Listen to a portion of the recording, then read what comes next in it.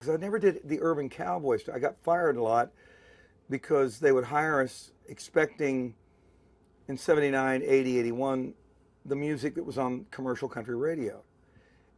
It never appealed to me. It didn't resonate with me. I was doing music that was 30 years, 40 years old at that point. But then you reach the point where you make this recording of Guitars, Cadillacs. Yeah. Did it stun you how quickly it went to the top and how big it became? We believed, when I say we, the band and myself, my producer principally, Pete Anderson, we believed that if we had the right set of opportunities with a label that believed that we could succeed and that it would resonate.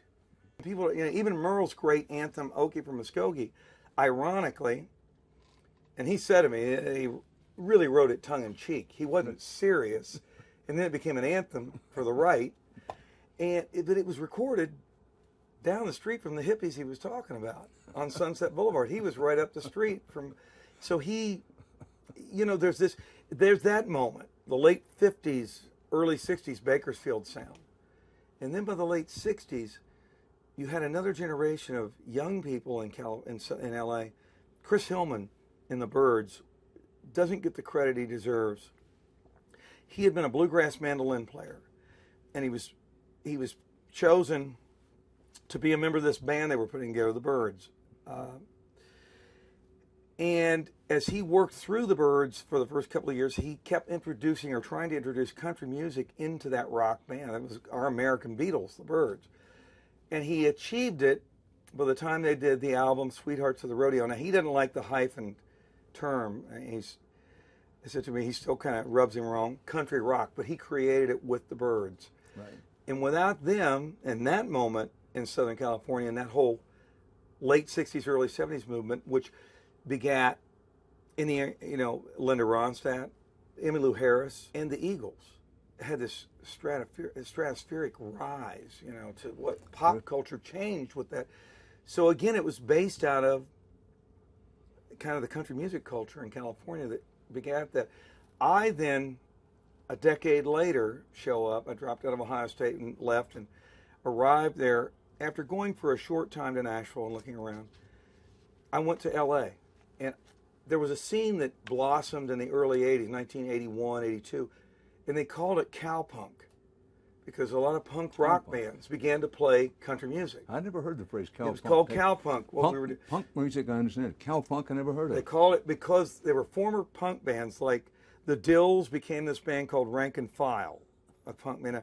The Plugs became Los Cruzados, and they all began to explore performing their version of country music because their parents, a lot of those former Okies, Arkies, and Texans that had moved there, their grandparents in many cases from the Dust Bowl, but their parents post-World War II or come out there to work in the... So the music resonated from previous generations. Yeah. It took 9 years before but I began to play the nightclubs in and around Southern California.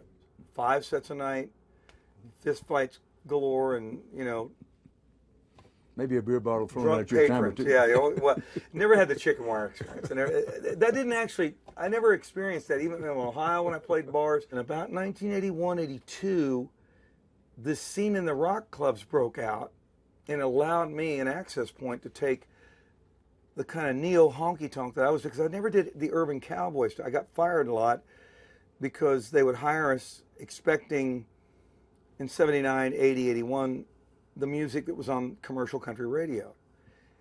It never appealed to me. It didn't resonate with me. I was doing music that was 30 years, 40 years old at that point. But then you reach the point where you make this recording of Guitars, Cadillacs. Yeah. Did it stun you how quickly it went to the top and how big it became? We believed, when I say we, the band and myself, my producer principally, Pete Anderson, we believed that if we had the right set of opportunities with a label that believed that we could succeed and that it would resonate. And it did beyond what we could have imagined. Loaded guitars, Cadillacs. Things are going well. Your dream is beginning to be true. Did you think back to the time when you went to Nashville, and in effect, Nashville didn't take to you and your music? Well, you know what? I due in part to what I've said about having gone there. It was even 1976 in Nashville. It was a whole different world environment than what it is today, or even in the early 90s. But it was what I didn't realize was that Nashville has never really been about live performance. It was about song publishing, songwriting. That's the access point. And I was a kid when you said, I guess, you know, who am I as a performer? I, in high school, had a rockabilly band. In my junior year of high school, I hosted a variety show with another guy from the theater department. But it led to my also bringing in guys from the music. I was in band, a marching band, and I was a drummer. And part of the instrumental music department had put together, at that time, Sha Na Na was big. The revival of 50s music was happening. So inadvertently, I ended up fronting that band. And it became the band that I used the last 2 years of my high school experience. It was Dwight and the Greasers, because they greased their hair back. And Did you grease yours back? No, I didn't. I left my.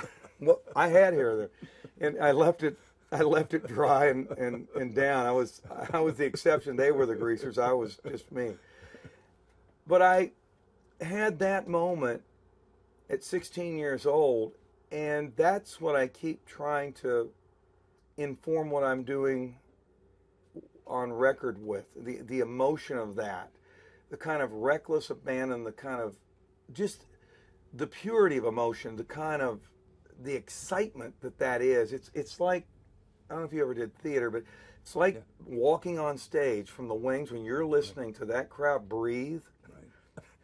The moving in the seats is the scariest thing you'll ever hear in your life. When the curtain's still drawn, you're trying to remember the lines. You're thinking, man, I hope I don't want to forget. So that was there at 16. You know, that happened, and we were a huge hit in this high school variety show, and it led to my having that band for the next year and a half, playing, you know, dances. And trying to make it in Nashville with that as a performer. Well, going with that concept, yes, as a live performance being the catalyst. Right. I didn't realize then that just wasn't the nature of Nashville. I did audition at the Grand Ole Opry, the amusement park, the Opryland, and I was picked as an alternate. I say proudly that I was. Years later, it's like they might hire me now if it was still there. I want to go back to what you said, because I think it's key. Just what you're trying, that excitement that you had when you were, 16 years old at high school, and a big success, the excitement of it, the newness of it. Now you're still trying to do that. You have this new album out, Secondhand Heart. When one listens to the music from Secondhand Heart, fair to say that's what you're trying to capture on that record? I think so, and it's not by conscious design. It's by a willingness. It began with the first album that I self-produced, which was a few years ago now. It came out in 2004. And it was titled Blame the Vein. And then it was several years between that album and Three Pairs, the most recent album to Secondhand Heart. And I self-produced Three Pairs with the exception of 2 tracks, which Beck co-produced. And Beck said to me the day we were cutting the first song he and I did together, it's called A Heart Like Mine. I had played electric guitar on it, and I'm an acoustic guitar player. I never really mastered or worked on the art of playing electric guitar. It's a much more delicate kind of approach to playing the instrument. And I played this and sang this scratch track, I thought, and Beck came in and said, he was excited. He said, you want to do that? You want to put another one down, another guitar? I said, well, we're not going to keep that. We'll have somebody else do it. We'll have my guitar player. He said, no, you better keep that.